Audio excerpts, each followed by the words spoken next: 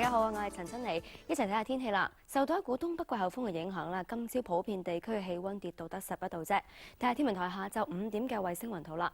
東北季候風係持續影響住華南地區，而下晝4點呢，位於南海中部嘅熱帶低氣壓集結喺胡志明市以東大約650公里，預料向西或者西南偏西緩慢移動㗎。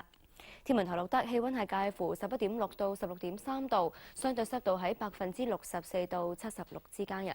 吹和緩北至東北風，現時嘅氣温係14度，相對濕度73%。黃色火災危險警告同埋寒冷天氣警告啦，都係現正生效。睇下天氣先生嘅預測。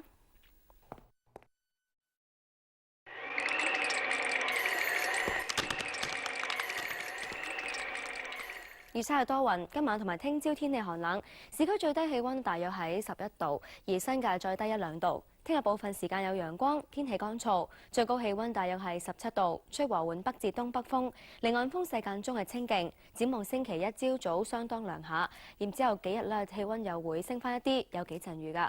預測空氣污染水平係中等至偏高，預測聽日最高紫外線指數係8，強度係屬於甚高。跟住睇下世界各大城市嘅天氣。北京同上海係天晴，成都密雲。廈門同廣州多雲，澳門明朗，台北有雨，首爾同東京係天晴，馬尼拉多雲，胡志明市有驟雨，曼谷、吉隆坡同新加坡有雷暴，孟買係天晴，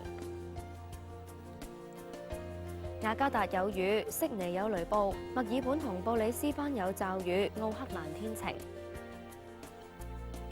洛杉磯同紐約係多雲，三藩市大風，溫哥華有雨，多倫多有雪。倫敦有驟雨，巴黎、法蘭克福同阿姆斯特丹都係有雨，蘇黎世係天晴。呢次天氣報告完啦，拜拜。